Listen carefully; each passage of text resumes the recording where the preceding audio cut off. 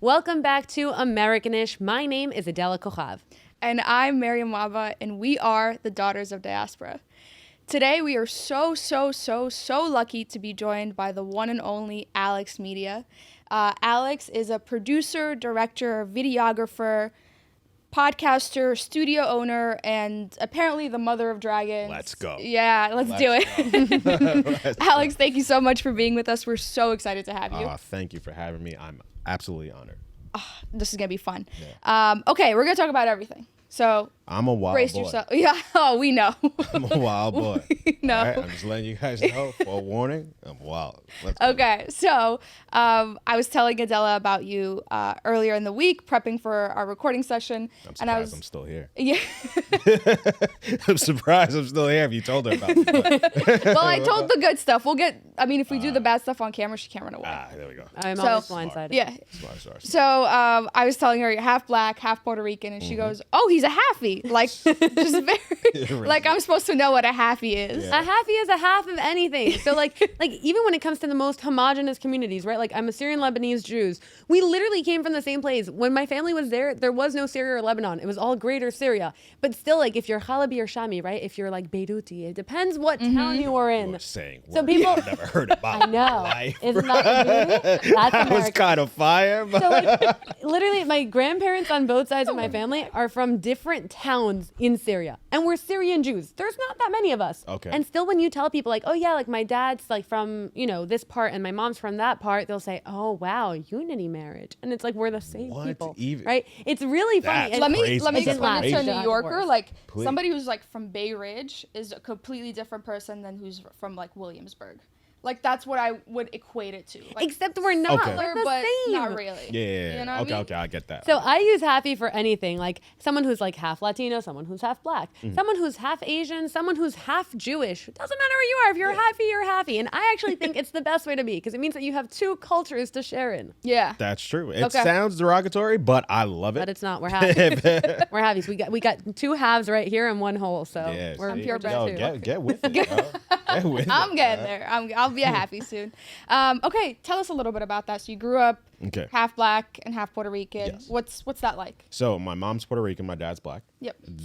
My dad grew up in Atlanta. My mom was born in Puerto Rico, but moved here as a Nuyorican. She does speak Spanish, but didn't teach me. So Are you bitter about that? Oh yes, very come hang at very my much house. so. You learn Spanish with Arabic. and Hebrew. Really? It's That's a good fire. time. Yeah. See, I was in Israel and the food was amazing, so I will come.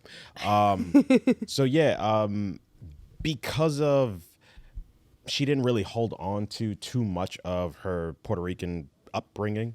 So like I pretty much just grew up American. Like I was eating meatloaf and mashed potatoes. Like it wasn't really like Really? rice and beans every night. Like yeah. So yeah, I didn't really have the Puerto Rican experience except when I would go visit my family on my mom's side. And then it was very Puerto Rican.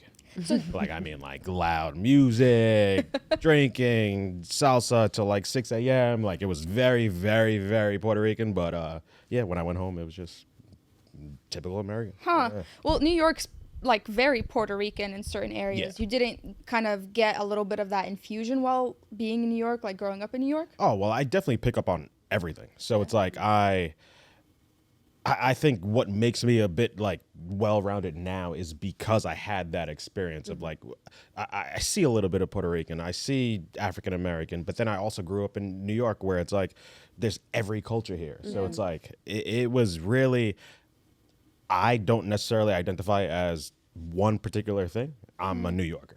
That's the closest thing I identify as. Yeah. Yeah. What a thing to Very identify. Americanish of you. Roll credits. No, really, I think that's phenomenal. And especially living in New York, it's one of the things I never appreciated. Not just of New York, but the United States, right? Because I come from Mexico, right? Mexico is not very ethnically diverse. Yeah. So when we moved to the States, and especially when I moved to New York, it's like you realize like, wow, like this is cosmopolitan, metropolitan city. Like this is a city center where it's normal to see everything everywhere. And then you realize in other countries, it's just not like that. Yeah. It really isn't. It really isn't. And it's weird because like no one knows what I am, right? Because I'm very white passing, so I walk around. Like And- you said Mexico, I was like, where? Yeah. So my favorite I'm like is Mexico City. when people talk about me in Spanish. without knowing I speak Spanish is one of my favorite things ever because I'm kind of like, hidden, right? Like I'm kind of like stealth. And I can like walk around, I can hear people, but then like it comes in handy. Like actually, like earlier today, we were prepping for this. We were like having a smoothie outside, and like these two older women come and they're like, "Oh, do you know how to get to? How can I get to Chelsea?" And I'm like, "Oh, I'm gonna hop in there." And we just start talking in Spanish. And I'm pulling out my phone and I'm guiding them on how to take the subway. And these are older women. Yeah. And I don't know, it felt so nice that I could be a friendly face in the city of New York and like, bring the comfort of the language without them having to struggle through that. So I don't know, it's nice. I like being a stealth Hispanic. And it's definitely a cheat code, especially in New York. Like if you interact, like say you're in any store or any restaurant, something like that, and like maybe let's say a restaurant, the service is not so great, and you happen to see someone Spanish, if you just start speaking Spanish to them, oh man, they give you the treatment. Like it's such a good. I speak to all the halal guys in Arabic because I get free like falafel on the side. It's fantastic. Oh, see, I gotta bring you to halal guys. 53rd and 6th. You're just gonna show up and you're gonna be like. Yeah, be like, yo, just do your thing. Right? Do your thing, yo. So in college, yeah. You said that when you visit your family, you were surrounded by all Puerto Ricans. So where are they? Like, are they in the U.S.? Are they in Puerto Rico? So the majority of my mother's side of the family are in the U.S.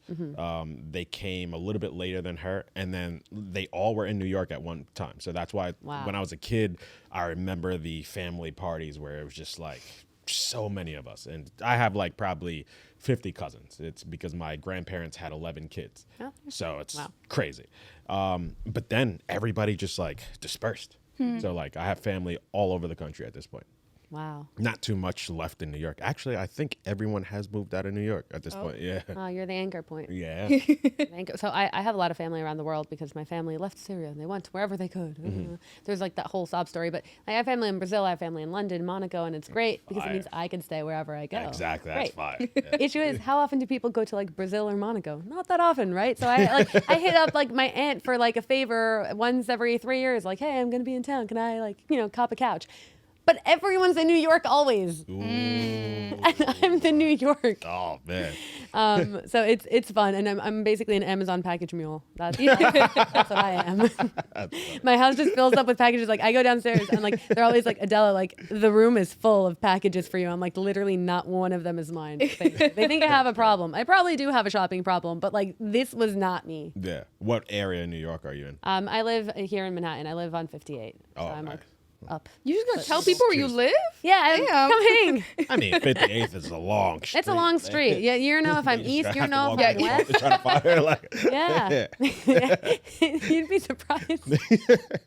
But yeah, so I got to live in Manhattan, which is really great. But I went to NYU, so I lived downtown for a couple of years, and that was a time. And then I moved uptown with the oldies too soon. Way too soon. 58 is. You just returned from a world tour, as it were. World tour. Tell us about it. So I work with Andrew Schultz. If you guys aren't familiar with, he's crazy. He's a very funny guy, but he's a little crazy. And so out of nowhere, he gets booked for a movie in London. And then he's like, hey guys, let's just go overseas and film some podcasts. I was in London too. Yeah. Third city. Anyway, continue. While I was there, I went to Israel. I'm very happy. I guess. And I had an amazing time. Yeah. London for a week and a half, and then I did Paris for about a week. Yeah. And Barcelona. I'm keeping track of your trip. Oh, but the Barcelona, that happened before this trip. Yeah. Okay, got it. Okay. Was it mainly pleasure, business? Were you having fun? Which one, Barcelona or? All of it. Only London was business because we did like a bunch of podcasts. Like we got like a bunch of big guys out there in the UK, and but all the other places was just like fun. And like awesome. Thankfully, my business partner here for WTF Media Studios, Wheezy, she was out there already. So I just like linked up with her, and it was amazing. Like we just got to hang in Europe, and it wasn't planned at all. So wait, was this your first time in Israel? Yes, it was. Okay, is it a bizarre country that's just bizarre? I don't like. I wouldn't say bizarre because I go to Tel Aviv, and they kind of love me over there. Yeah. Like, so I go out with Wheezy, and we're going out to this club that everybody told us to go to the club. I forgot the name of the club, but it's a huge line. And then we just walked up. They look how we're dressed. I assume they understand we're American and let us right in. We didn't pay. We didn't do anything. They didn't know us. I think it was just the cachet of being Black and American that they were like, hey, we want cool people at their club. So they so I like that. A few people like spoke to us randomly and were really nice. And then the two highlights of the trip were, so Weezy has family in Israel. And so we hung out with the family. They had like a big like Thanksgiving dinner for us. So like it was fucking amazing. Like it was, the food was amazing. Yeah. I give you guys that. You guys know you know how to season. Good job. Good job. You know how Not to me, season. but I'm sorry. I'll Good job. It's not even fully me. I was slightly north of there. I was up there in Syria, but I'll claim this. So during the civil rights movement here in America, there was a big group of Black people who wanted to leave America because of the treatment and go back to our homeland. So they did that. It was about 10,000 people. They actually left America during that time, went back to Africa, and then, and I'm going to get this wrong, but through the Bible, they were part of the 13 tribes, traced their roots back to Israel. So a section of that group actually went to Israel. So there is a town in Israel that has African American people who sound like me, who speak English, but they also speak Hebrew. They were like the next generation was born there and all this. And so we met one of them. Such a cool experience. Yeah. Wow. Such an amazing experience, because now it's like, hey, there's no language barrier. He understands American culture, but he also really understands like how things happen in Israel. So he took us around. We went to the Western Wall.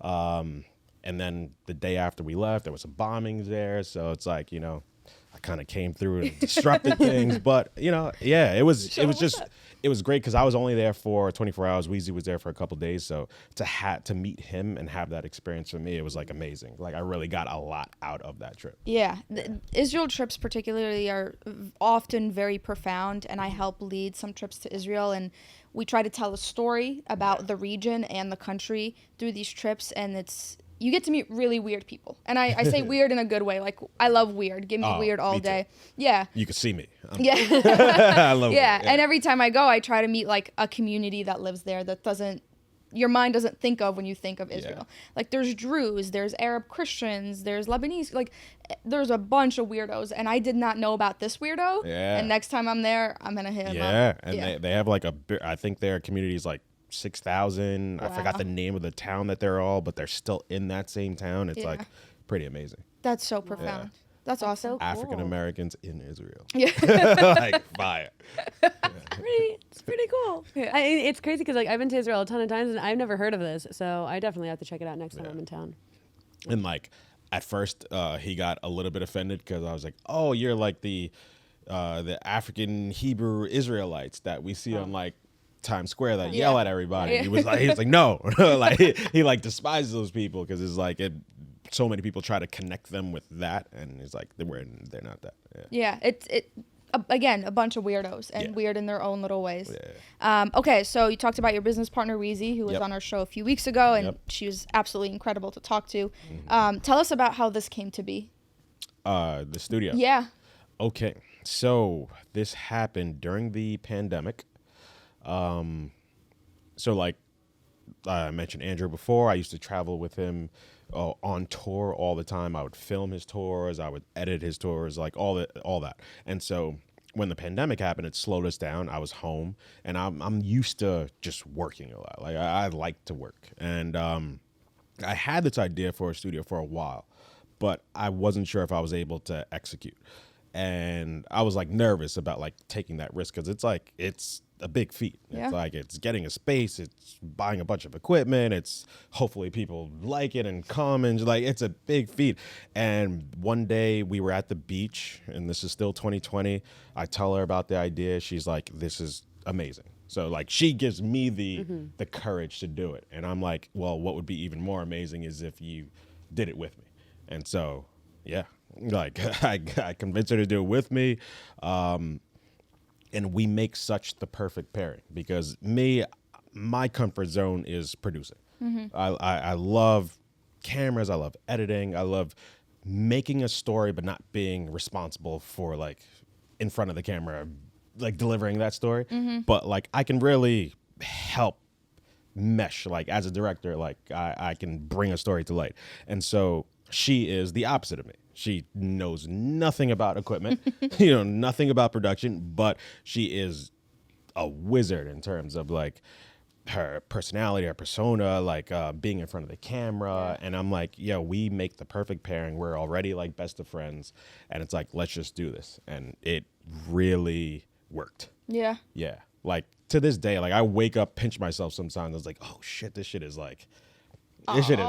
happening. Like, Yeah. like it's good. And what makes it even more rewarding is that like having people that work at the studio that like they're not your employee, they're like your friend employee kind of. And it's to be able to like provide for them, and then you see the things that are happening in their lives. It's so, oh my God. Dude, like, I might cry you right and now. Weezy are on Like, the same it's so wavelength. fucking. You know what? I realized you and Weezy, you know what you both are? You're both halfies. And you're halfies of each other's hole. Yeah. Literally, because you guys both have the same love for the studio. And I love that.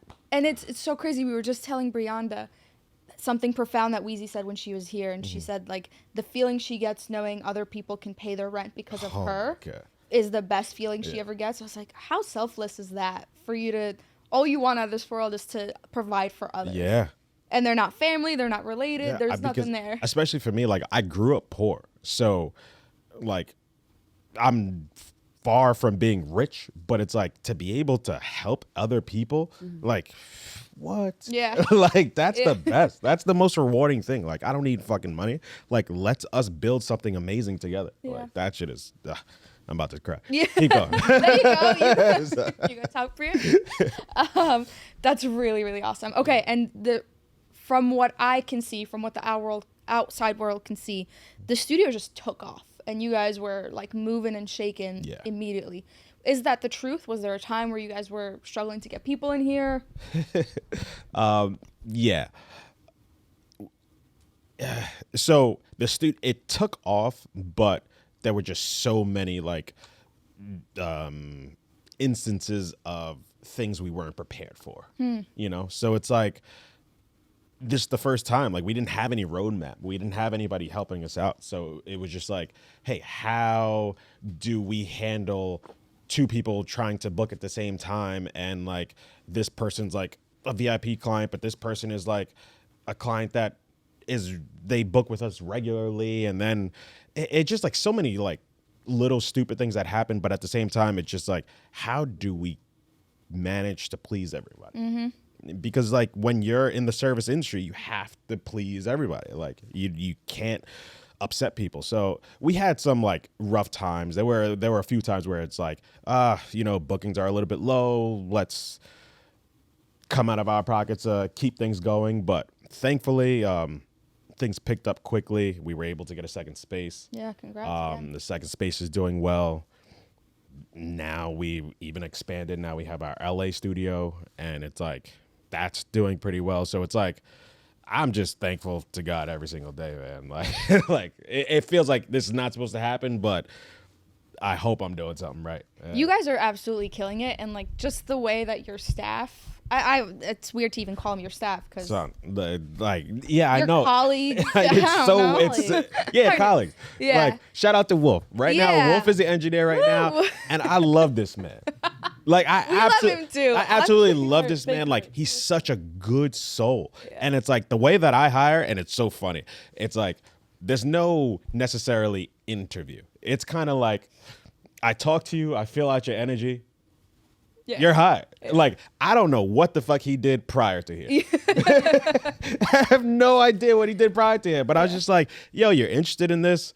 You have really good energy, and I think you can bring something to it. Boom. And that's how I've hired everybody. Yeah. And it's worked out that way. So special. Well, I just go off energy, and it's like. Every time we come into the studio, we record, we start a conversation with Wolf, and then we realize it's like 45 minutes into studio right? time. He's an amazing person. Wolf is an amazing person, man. Yeah. Like, and the whole You're staff, lucky to have him. the whole staff is amazing. Yeah. Like everyone on the staff is You like amazing. that. Well, I don't even know if it's luck. It's like intention. You put that shit out there and it comes right back at you. And I think it's just different from like corporate America. Like corporate America is just like, we have to act like this, and you have to have a resume that says this, and I'm like, fuck that shit. Like, sorry, I don't know if I can curse. Can I curse it? Yeah. Oh yeah. Like, I'm in law school now, and like now they tell you things like after you have an interview, don't send a thank you email because thank you emails look desperate. And so What? And then I was sitting there and I was like, back in the day, they used to tell you to have a thank you email drafted for every single interview, and now they're telling you not to send it the explicitly. rules always change. The rules always Fuck change. corporate America, and it's yo. terrible. And then and I don't know what to do. Like I went in I'm starting a new legal internship, and it was my first day, and I didn't want to come in like you hear those corporate horror stories of the kid that came in with like this super expensive suit, and then someone like clipped his Ferragamo tie, like to show him like you're an intern, right? Never heard that story, Okay. but I you're hear just them beyond all my the time. pay scale. They tell them to me all the time. So like I didn't want to show up in like an indigo suit, like full indigo suit. So I ended up wearing something relatively casual. And then when they were taking my picture, they straight up said, they're like, this isn't business enough. And I felt so yucky. And I was like, we had to borrow a blazer from some older woman I've never met to take my picture. And it felt like I'm a very professional person. I don't know if you could tell, but I have a lot of blazers. I love blazers. thought you got like 4 sitting in the corner right now they're just in sitting case. there. The you outfit changes. You never know when you need another blazer. Yeah, I And I like love that. blazers. And then suddenly I show up into this world that's like corporate on steroids because it's law. And it's so structured. And I'm thinking like I'm not rethinking my career path. I love what I do and I want to be a lawyer and I'm going to change the world through the law. Yes. But I look at people who actually love their jobs and it's like there's hope out there. And I Yeah. hope that I love my job one day as much as like everyone who walks into this office feels. Ah, yes. That is one thing, and I know I'm blessed for that. Like most people don't love their job. And with me, it's almost like I lived like multiple lives. Like if I tell you the amount of jobs I've had, I've worked in like telemarketing sales. I was in healthcare. I was doing like medical coding. Then I went to nursing school, graduated nursing school. I was about to be a nurse. And then I was like, nursing didn't feel right for me. So then I went into law enforcement. And so I was a cop for a few years. And then like all the while, like editing was just like a hobby. Yeah. Like I never even looked at it as a job. And then I got good at it and people started to hit me up and it's like, yo, we want you to work. Like we want you, we want to hire you as an editor. I'm like, hire me? Like, what do you mean? Like I'll do it for free. Like, and at the beginning, I was like doing a lot of free work just because I enjoyed it. Yeah. And then it's like, it went from a place of like, oh, you're so good at this. Like we have a position for you. And I was like, oh, something clicked in my head. I was like, all right, fuck that corporate shit. Like, let me do something that I already enjoy doing, that it's something that I'm willing to do for free. Now I'm getting paid to do it. So it's like, like I know I'm blessed and I just hope to spread that. And like, I want to give opportunities. Like a lot of the people who work here, they have interest in like, you know, writing and producing and things like that. And if I have connections to any people, I definitely give it to them and like try to help them cultivate their dreams. Yeah. Because I'm like living mine right now. That's so sweet. What do you think the hopping from career to career was? Were you trying to figure it out? Did you not know what you wanted to do? It just didn't feel right. Yeah. I'm the type of person, I'm a little weird, like where it's like, I'm impulsive. So it's like if something doesn't feel right, like I just don't do it. I listen to my gut. And it's like, that's what it is. Like nursing. Imagine going through nursing school, all the grueling studying and everything, graduating, passing the NCLEX, studying for the NCLEX, and not working a day as a nurse. Just because it didn't feel right. And I was like, I don't want to be a shitty ass nurse. Because I've seen shitty ass nurses. And imagine me being the shitty nurse taking care of your family member. Like that's fucked up. And so it's like, I'm not going to do it for the check. Yeah. Like, I'd rather just find something else. Yeah. And it's like, I just got fortunate enough to the next job I did, it was enough to just like pay the bills or whatever the case is. But, you know, it's just, I didn't stop until things felt right. And now this feels right. Are you religious? I would say the If cliche. you say spiritual, I swear to God. I was going to say the cliche Yeah. answer. But because it's like, I didn't grow up in like religion. As my mom's Puerto Rican, so I was forced to be Catholic when I was younger. But then like, you know, you grow out of it. Not grow out of it, but you just see like the hypocrisy in some of, you know, religion. And so I do believe in God, but I don't practice any religion. Yeah. Do you talk to him or Yeah, her I or pray. whoever you want to? Yeah, I pray. Yeah, Okay. I do pray. And that's something, I have a reminder in my phone every single day to remind me to pray. Yeah. I love that. Yeah. That is so interesting. So you don't subscribe to any particular church? So I don't know who I'm talking to. I'm just yeah. He just vibes. Yeah. No, I it's just talking to the universe, man. Just listen to it. Well, if you ever want to choose an Abrahamic faith, not that, but we have less characters to keep track of, right? Like, we don't have the New Testament. We don't have the Quran. So, like, my God, don't do this. Book. I'm just saying, like, if you're going to pick one, like, this is like the less characters. We got really pretty pictures. Portraits. They do have icons. Pictures. They're pretty. We have a lot of colors. we can give you guilt. We have Jewish guilt. We can give that.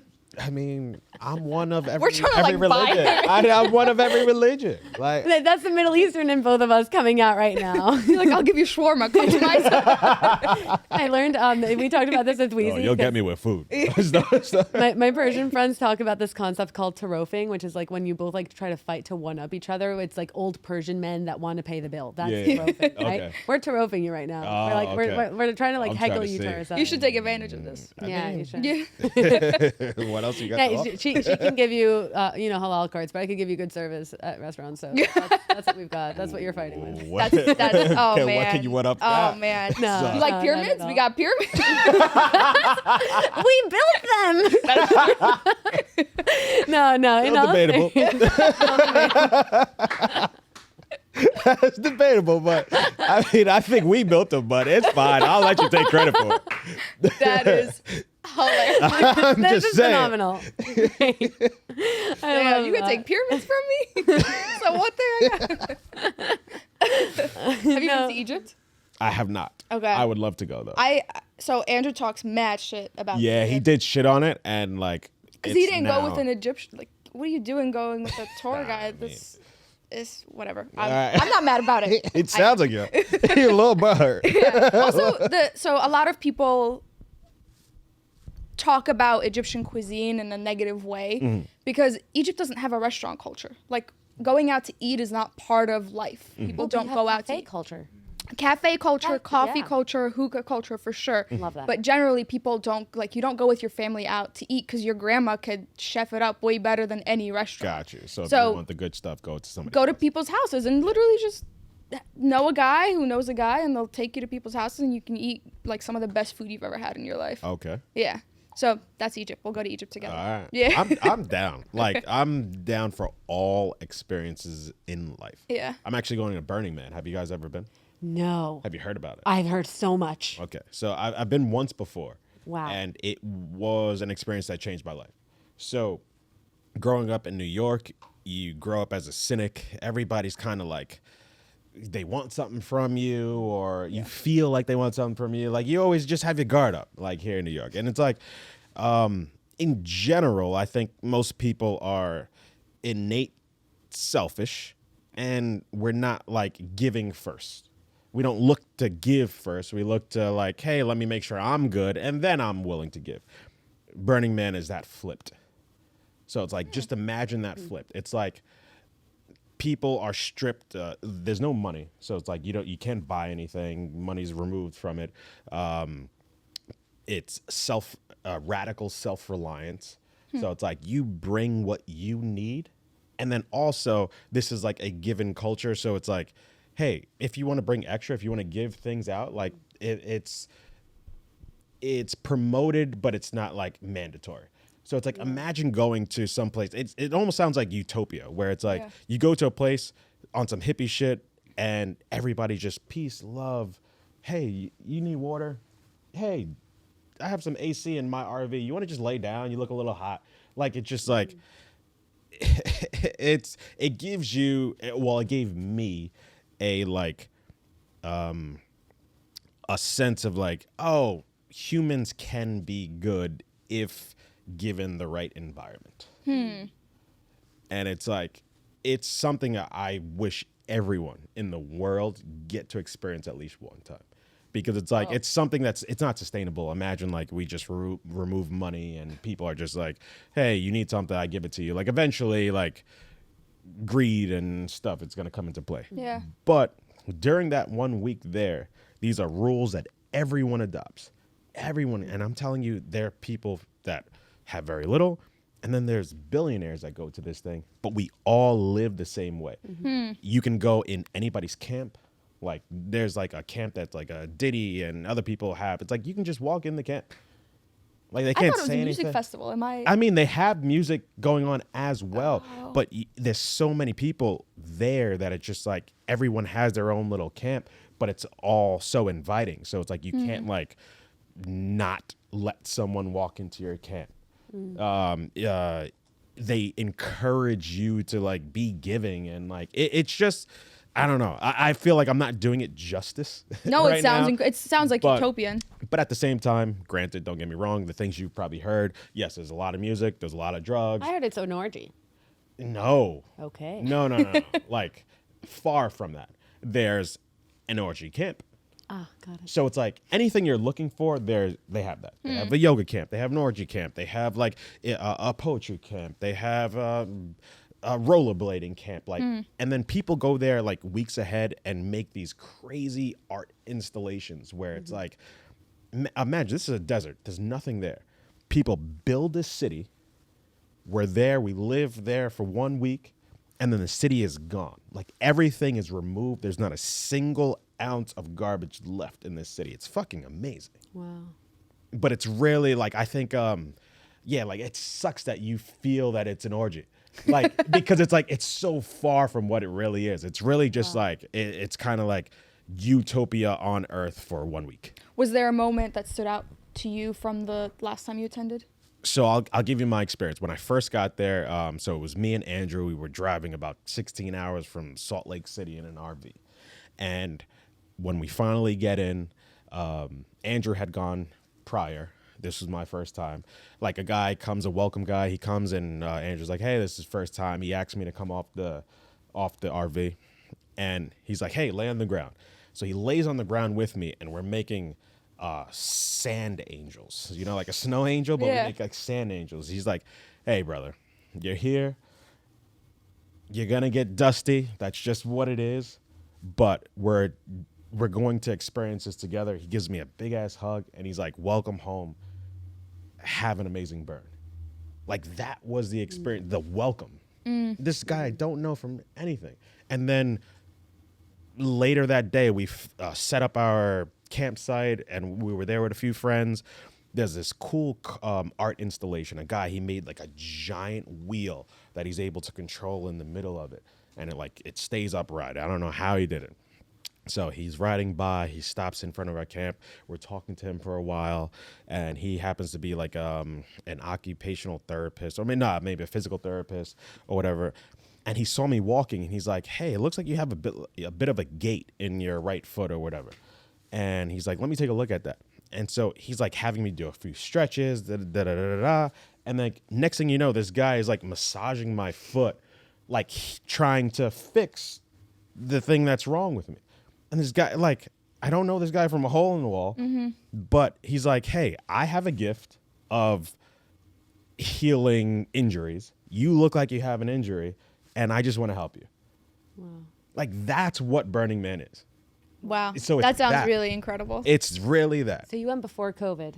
Yes, I went in 2018. 2018. So do you think it'll be any different now? Do you think people I think it's going to guard be it? bigger than ever because Really? it's like they didn't get to have it for 2 years. Yeah. So it's like everyone who misses that experience, because it's really one of those things. It's like, so you get in that mind spirit of like giving, and then when you get back to real life, it like lingers for a little bit. Like I'm probably the best person the week after COVID. I mean, the week after the week after Burning Man. Yeah. The best person. I'm just like anybody around me. I'm just like, hey, you need anything? Like it just because it rubs off. What's the date of Burning Man again? So I can put this on my calendar. We'll come in the week after. It happens. It starts on the 28th of August and it lasts till Labor Day. Okay, wonderful. We're gonna grab a coffee probably around the week after. Oh, yeah. Labor Day. No, we're gonna have book studio we're gonna have a time. great chat. I guarantee you, like I'll have a bit of a different demeanor to me. Wow. Because it's one of those things. It fills you up. Yeah, and especially Wow. going from that to New York City. Yeah, exactly. Like it's not even like you're going like to like New Jersey. Like Yeah. you're coming here. Oh yeah, you come back right into Yeah. the wolves. Yeah. Yeah. Yeah. To Yeah. like. It's so crazy to see like New Yorker reactions too, because I've you're way nicer than I am on the street. We were sitting down at a cafe nearby, kind of prepping for today. And I don't know why people kept coming up to us to ask for directions. Like, I have my mean mug on if I'm sitting somewhere in New York. You Like, got your standing bitch face? yeah. Like, don't talk to me. I don't care what you need. And they kept coming up to Adela because she was just like smiling at everybody that They walked kept by. giving people directions, and the more directions you give, the more directions More other people kept take. coming up. Okay. I'm like the guru for New York. Tourist, not tourist. You let me know. I'll tell you what subway line. And when she is. gives See, that's directions, nice. it's not like, oh, walk down to whatever No, she 57. gives detail, She like- pulled out her phone, was turning the map around. Like, And I was showing them, yeah. it was Yeah. incredible. I was You just have sitting something to learn, yo. Yeah. Well, like, actually, it was funny because I used to intern when I was in high school here in New York. So I would take the train and then I would take the subway, and I was always so excited. And about like my 4th year into living in New York, so I'd been interning in the city, and like I'd been living in the city. I'd been going to college in the city, and I was walking around, and some guy just yells at me. He was like sitting on a corner, and he's like, "You're not from here." And usually people don't engage, and I was like, "Yeah, I am." And he goes, "You look up." I'm like, "Wait." He's like, "You look at buildings." I'm like, "Yeah, it's nice architecture." Like, I didn't understand I'm supposed to look down Yeah. or forward. Yeah. But yeah, I still look up. I think it's a nice thing. So maybe, you gave 10 years, you said, is what makes you a New Yorker. I'm Yeah. 7 in, so I have 3 more years you until have I the start time to go. looking forward. Because Is I it was only told 7? that every time I went to like pretty much every city that I went to in Europe, they told me that they're like, don't look up. You look up, then the pickpockets know you're Yeah. not from Yeah. here, and then they target you. But it's Yeah. so beautiful. It Wow. is. Like, it's lucky that women's pants don't have pockets. Lucky. All right. Well, we'll talk about that. Yeah, no. Come I over, can't got, wear I got nothing. like 1,000 pockets on me. Hey, I think you actually have like 3 pockets on you, 4 pockets. I'm a target right now. Just don't wear those pants after Burning Man. Yeah, no. Oh, man. Oh. Okay, we're going to do some New York questions. Okay. So, favorite slice? Ooh, shit. A place that closed down. It was on 2nd Ave between 1st and 2nd. I think it was the best slice in the city. It was a very small thing next to a concert venue. I can't recall the name, but it is now closed after Wow. COVID, unfortunately. Damn. It was my favorite slice. In the Okay. city. Yeah. Do you fold pizza or do you eat it straight? Straight. Me too. Straight? Yeah, I don't do that folding shit. What do you mean? Like, because you fold it, so now you're just getting the bottom of like straight into your mouth, like you just get the bottom of the pizza. You don't get any cheese really until you start biting and going through it. Like I Yeah, just but wanna every piece has every bite is a different texture, no? No, but it also feels like less. Yeah, I agree. I eat it straight. People are like, New Yorkers fold their pizza. I'm like, then I'm not a New Yorker. Yeah. Nah. At least I don't use like a fork and knife. Oh my god. Other Not like question. Bloomberg Do or you take a napkin and do you like Oh. take the oil off? Because I know people that do that. We're First not thing they do is they get a barbarians. napkin and they take the oil. You're eating pizza. Like Yeah. you're eating pizza. Like you're gonna take off what 10 calories? Like fuck, you're eating pizza, bro. Like enjoy it. Enjoy it. Yeah. Bagels. Yes. Bagels, I love them, but they're just so heavy carbs, and Oh my god. I try to I mean, watch. you could take a napkin. So, I remember one time and I was ashamed of myself. One time I got a bagel, and I did the thing where you like pull all the like pretty much pull all the bread out of the bagel. You just Oh. left like, the, guts. it. Yeah, you Yeah. take the guts out, and I'm like, the fuck am I doing? No, one I'm like, time if I'm gonna eat a bagel, eat a fucking bagel. I took the guts out, put them to the side, finished my bagel, and then ate the guts. What was Yeah, like yeah. We gotta indulge everyone. Yeah. Oh yeah. Yeah. Okay. Coffee. Coffee, and then one more for you, and then we'll. Wrap. So, wait, you're asking me my favorite coffee spot? Yeah, favorite coffee spot. So, I make the best coffee. French have- press. Whoa. No. I have like one of those like just real espresso machines in the house. Like I have to grind the beans, pack it in the thing, turn it. It does the You do drip that down. while you- I do it. Yeah. You're wearing a beret. I don't know why I'm. No, but this is like so, and this is one of the Puerto Rican things. I grew up like so when my grandparents would watch me from my mom's side. I'm like 5, 6 years old, and my grandfather is giving me coffee with bread. That was like my snack. So it's like coffee has been something in my life for as long as I can remember. And so I just love coffee so much that I do appreciate it that I'm going to give the time to making that cup of coffee. Do you do the bread like dipped in the coffee? Yeah. Because Egyptians do that. Yes.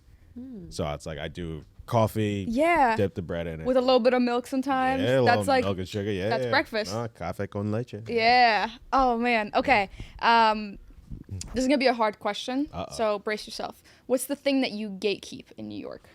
That you will no longer gatekeep? Ooh. And gatekeep from who? Non-New Yorkers? Yeah, from whoever. Like you don't want it to get too. Ooh, this is a good ass question. You can plead the fifth if you want. No, I'm not. Okay. Okay. I'm in law school. You plead the fifth. Okay. So, and it's so funny. Another one of the WTF family members, his name is Dave. I actually met him at a bar. It's called, I can't Bunton? say it. Oh, man. Now people are going to go to it. It's already pretty popular. Yeah, I know. Okay. So, like, I met him at Bunton's, and I just love Bunton's because, one, the owner is from Brooklyn, lives in Brooklyn.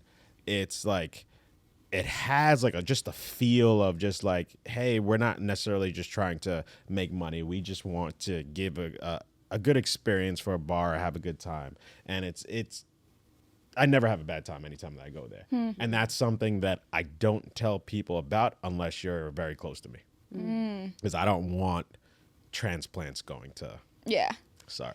Yeah. 3 more years. Like in 3 more years you go, but right now you can't go to I'll wait A patiently. calendar ripping the pages. Calendar ripping the pages. But no, that's like one of my favorite places to go because I don't go out too much. Like I'm always working, but when I do go out in New York, like that's one of my spots that I go to. And it's in a neighborhood that like if you're not a New Yorker, you're not going to Exactly. that neighborhood. That's and why I like love that. that. Yeah.